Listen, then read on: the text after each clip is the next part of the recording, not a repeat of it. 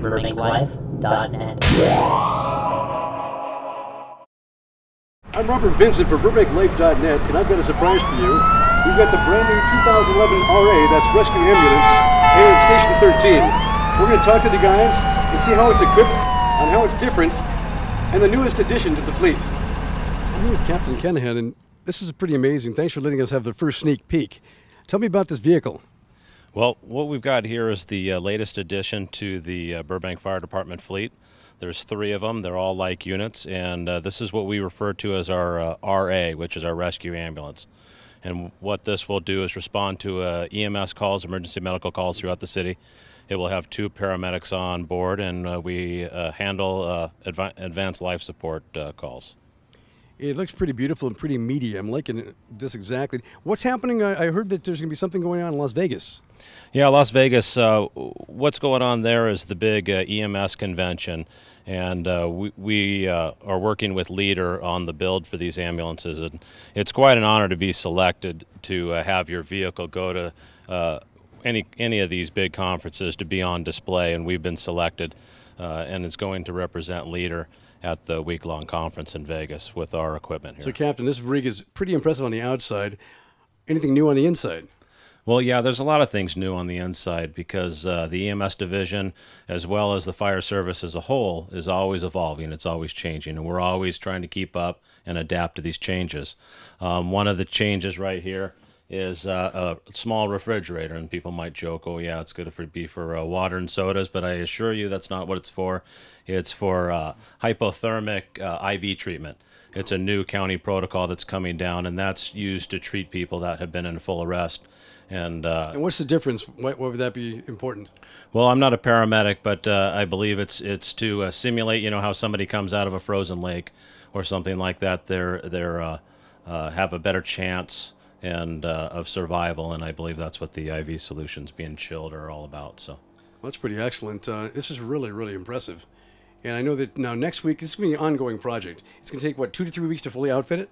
Yeah, right now what we did was this is the first delivery, the first rig, and we brought this one in and started the striping process. But like we talked about before, this one's off to Vegas to showcase the city of Burbank and pride in our equipment that the city was so able to provide for us with their fine fiscal planning. And so it's off to Vegas with this one, the next one coming in next week, and then we're going to start the striping process. And Engineer Hannock, who's also been involved with the project, as well as firefighter paramedic Steve Byrne, are going to start installing the communications, the headsets. We have a mobile data transmitter that needs to be installed. And stuff like that, and then it'll be filled up and it'll be out on the streets here shortly. It looks really spacious in here, and I'm noticing a little extra room for the folks.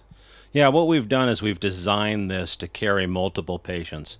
You know, the latest thing is you know, all these traumatic and disasters going on, and we want the capability of carrying more than one patient. So what we've got here is actually a new state-of-the-art gurney right here. It's different than what we've got now. This is real nice. It's able to be handled by one person, taking it into the house. It's more maneuverable. And the nice thing is, if unfortunately anybody's ever been taken to the hospital by us, sometimes we had to move them twice just to get them to the gurney. Nice. This folds into a wheelchair. We can wheel it right into the bedroom, wow. Help load them up, bring it out, lay it down flat, and then put it back in the ambulance. Right here where we're sitting, we can actually put a backboard or somebody on a stretcher right here to carry a second patient. It comes to a point where you can only take so many patients to one hospital, one emergency room, because they can only handle so many, but we have the capability here. Also, right here, we can carry a couple minor people where your cameraman's sitting there, and that's a special chair at the head of the gurney because that's designed to be able to carry children and infants and infant car seats. We don't have that capability now, and we come into a lot of situations where if the parents or somebody are involved in a traffic collision, or if they're stuck at home and their spouse is off at work, we have a child we have to contend with too. So we'll take the parent, whoever's involved, and we also have to tend to the children. So that's a special seat that legally we can secure children and car seats into that. And so it's a very highly technical seat. You can tell by the cross buckle and what have you easily for the carriers. Right, right. And some people with minivans might recognize the back flips down like a minivan, and there's small seatbelts in there too for children and stuff too. Excellent. So it's a really nice setup. Some of the other things are, you know, the oxygen system's changed a little bit for some new equipment that we've got coming down the pike, and lots of room, and it's going to be a fine piece of equipment serving the citizens of Burbank. How many units are we going to have altogether? Well, this is going to replace all the current frontline ambulances right now, so there's 3 coming. Nice. And then the current RAs are going into a reserve status for a few years. Very nice. Well, I really appreciate that, and we're going to go outside, talk a little bit more, and catch the rest of the view of this beautiful truck. You know, with this impressive heavy-duty piece of equipment, is it on a special chassis, or what exactly is it, you know, going on here? Well, yeah, actually it is a special chassis. It's on an ambulance chassis, but it's a 2011 Ford F550. Now, the 550, most people are used to an F150 or 250 or 350, right.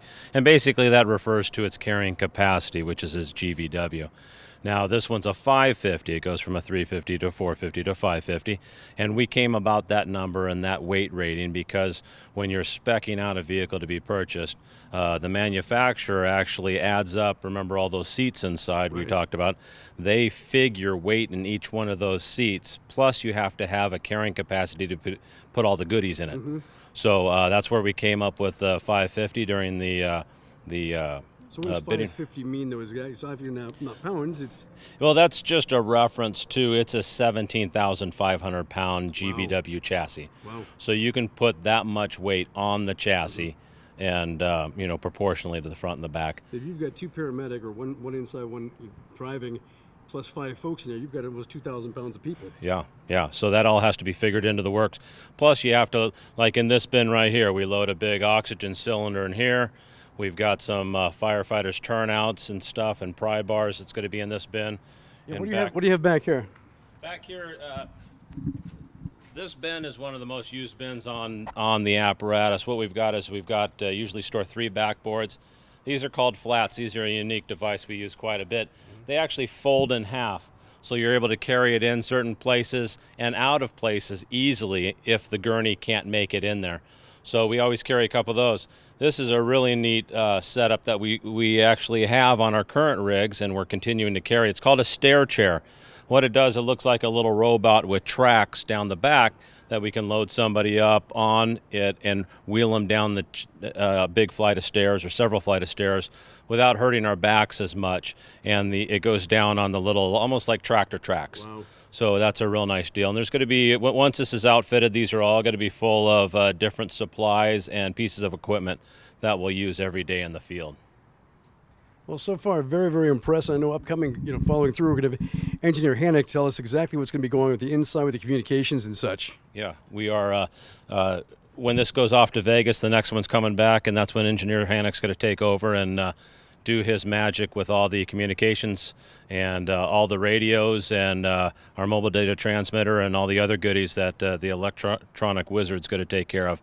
And then you're welcome to come back a little bit after that and interview firefighter paramedic Steve Byrne. He's the other member in this process that we originally set out to design this piece of equipment with, and he'll be overseeing the outfitting on the paramedic end of it. So you're welcome to come back anytime. Oh, absolutely. I'm looking forward to talking with Engineer Hannick, because from what I'm told, he's forgotten more about electronics than we'll ever know. Oh, absolutely. Yeah, he's a little bit on the scary side. He knows so much. So yeah, he's a great asset to the city, and yeah, he does good work. So, thank you, Captain Ken Hannick, and we'll be talking very soon. Okay, great. Thank you very much.